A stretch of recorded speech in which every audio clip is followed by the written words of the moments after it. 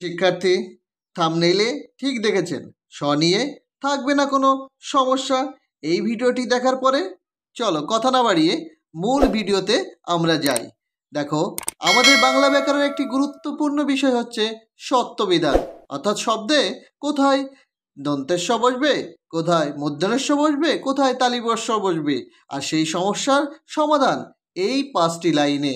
চলো আমরা এই ছন্দটা মনে রাখার চেষ্টা করি, বারবার পড়ি। রি র রিকার রেপ। শব্দে মূর্ধন্য স বসে, মূর্ধন্য স বসে। কি বললাম?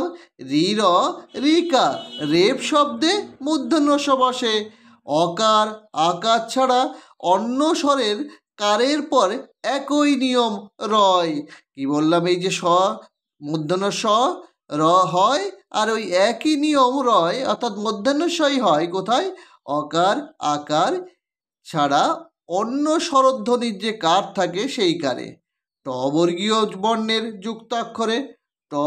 বর্ণের যুক্তাক্ষরে মূর্ধন্যস্ব মনে রাখতে হয়। অকার আকার তদ্ভব দেশি বিদেশি শব্দের ক্ষেত্রে সর্বদা দন্তস্ব ব্যাকরণে কয়। কি হয়? দন্তস্ব হয়। কোথায় কোথায় হয়? অকার আকার তদ্ভব দেশি বিদেশি শব্দের ক্ষেত্রে। ইংরাজি এস শব্দের প্রতিশব্দ, অর্থাৎ ইংরাজি যে শব্দগুলি আছে যেখানে এস দিয়ে স্টার্ট হয় বা এস রয়, সেখানে এস শব্দের দন্তস্ব হয়। হ্যাঁ, দন্তস্ব হয়। আর টিআইওএন এসআইওএন এই শন এই শব্দের প্রতিশব্দে তালিবস্ব হয়। এছাড়া আষাঢ়, আমিষ, মহিষ, দোষ, বিষ ইত্যাদির উপরে নিয়ম না খাটে, অর্থাৎ কি এস প্রতিশব্দে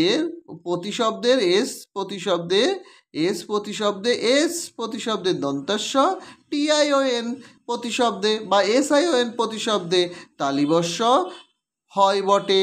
আষাঢ়, আমিষ, মহিষ, দোষ, বিষ ইত্যাদির উপরের নিয়ম না খাটে, অর্থাৎ এই যে উপরের যে নিয়ম সেই নিয়ম এই শব্দগুলোর ক্ষেত্রে খাটে না। চলো ব্যাখ্যা করি, তাহলে বিষয়টা পরিষ্কার হয়ে যাবে। রি র রিকার রেপ এই শব্দগুলো, অর্থাৎ রি দিয়ে শুরু হয়েছে, যেমন ঋষি। দেখো রিকার বিষ, দেখো কৃষক রিকার, হ্যাঁ, রেপ বর্ষণ ঘর্ষণ, এই শব্দগুলোতে কি বসছে? মূর্ধন্য স। তাহলে বুঝতে পারছো, রি র রিকার রেপ এই শব্দগুলোতে কিভাবে মূর্ধন্য স বসবে। এবার আসি পরে, অকার আকার ছাড়া অন্য স্বরের কার, অর্থাৎ স্বরধ্বনি কি কার থাকতে পারে?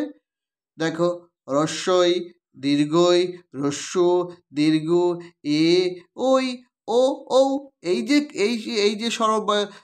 বর্ণ রয়েছে, এই স্বরবর্ণের কার রয়েছে, সেই কারগুলো ক্ষেত্রে কি বসবে? কি একই নিয়ম, অর্থাৎ মূর্ধন্য স বসবে। যেমন দেখো ভবিষ্যৎ, বয় হস্যি, হ্যাঁ হস্যিকার রয়েছে, তারপরেই দেখো কি হয়েছে? মূর্ধন্য স হচ্ছে। বিষয়, দেখো বিষয়, দেখো অভিষেক, হ্যাঁ শিষ্য, আবিষ্কার, পরিষ্কার, বিষম, রুষ্ট, গোষ্ঠ। দেখো এই নিয়মটা, দেখো বললাম অকার আর আকার ছাড়া অন্য যেগুলো, এই দেখো এখানে হস্যিকার, রস্যইকার, তারপরে দেখো একার, তারপরে দেখো দেখো হস্যইকার, হ্যাঁ, তারপর দেখো রস্যইকার। দেখো এই যে তাহলে দ্বিতীয় অকার এবং এবার দেখো ট বর্গীয় যুক্ত ব্যঞ্জন, জ বর্গীয় ট বর্গ নিশ্চয়ই তোমরা জানো, ট বর্গ ট ঠ ড ঢ, হ্যাঁ মূর্ধন্য। দেখো এইগুলোর ক্ষেত্রে যেমন দেখো নষ্ট, ন ট বর্গের ট রয়েছে, ছয়টায় দেখো মূর্ধন্য স, হ্যাঁ। দেখো নিষ্ঠ, হ্যাঁ বৃষ্টি, সৃষ্টি, মুষ্টি, কষ্ট, তুষ্ট সবগুলো কি ট বর্গীয় যুক্ত ব্যঞ্জন যেগুলো আছে, সেই যুক্ত ব্যঞ্জনে কোন স ব্যবহার করতে হয় আমাদের? মূর্ধন্য স। এই যদি তোমরা এই বর্গীকরণ বিষয়টা না বুঝে থাকো, তাহলে আমার পূর্ববর্তী একটি ভিডিও রয়েছে আমার চ্যানেলে, সেই ভিডিওটি তোমরা দেখে নিতে পারো।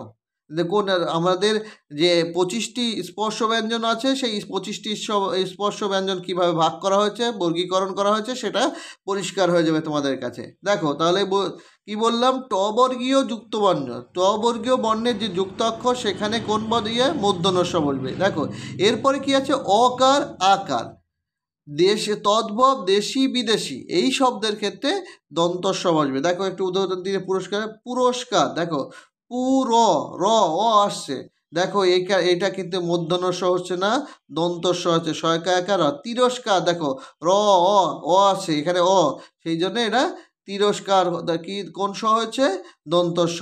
নমস্কারের ক্ষেত্রেও এক।